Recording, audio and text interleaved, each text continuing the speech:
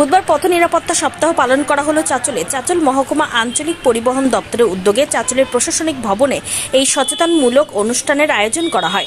দুর্ঘটনা প্রতিরোধে এদিন চাঁচল সদর জুড়ে পরিক্রমা করা হয়, প্ল্যাকার্ড হাতে মানুষকে সচেতন করা হয়। অনুষ্ঠানে উপস্থিত ছিলেন মালদা জেলা পরিষদের সহ সভাধিপতি রফিকুল হোসেন, চাঁচল কলেজের ভারপ্রাপ্ত অধ্যক্ষ অজিত বিশ্বাস ও চাঁচলের মহকুমা শাসক সৌভিক মুখার্জি, চাঁচল মহকুমা আঞ্চলিক পরিবহন দপ্তরের আধিকারিক বাসু কুমার দাস, চাঁচল ট্রাফিক ইনচার্জ সুব্রত বসাক ও অধ্যাপক ডক্টর মহিদুর রহমান সহ অন্যান্যরা। সেখানে সামিল হয়েছিলেন চাঁচলের শতাধিক ছাত্রছাত্রীরা। এছাড়া মোটর ভেহিকেলস ইউনিয়নের সদস্যরাও সামিল হয়েছিলেন। চাঁচলের বিভিন্ন সড়ক পথে দুর্ঘটনা ঘটেই চলেছে প্রতিনিয়ত, সেই লক্ষ্যেই দুর্ঘটনা কমাতে এই উদ্যোগ। দপ্তরের অনুমোদনে চাঁচল মহকুমা শাসকের তত্ত্বাবধানে আজকে save drive save life programme চালু হলো। আপনারা জানেন যে আমাদের পথ নিরাপত্তা নিয়ে আমাদের পশ্চিমবঙ্গ সরকারের মেন মোটোই হচ্ছে সেভ ড্রাইভ সেভ লাইফ।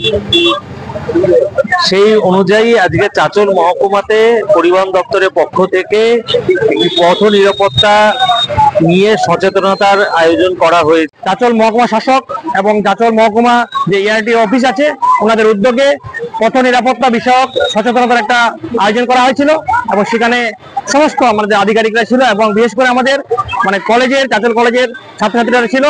তাদেরকে সচেতন করা একটা বিষয় যে আমাদের বিভিন্ন পথে যে বাইক হয় আদার্স গাড়ি অ্যাক্সিডেন্টগুলো হচ্ছে সেগুলো কি করে কমানো যাবে এবং তাদের কি করে সচেতন করা হবে সেই বিষয়ে আজকে আমাদের একটা রেডি হলো।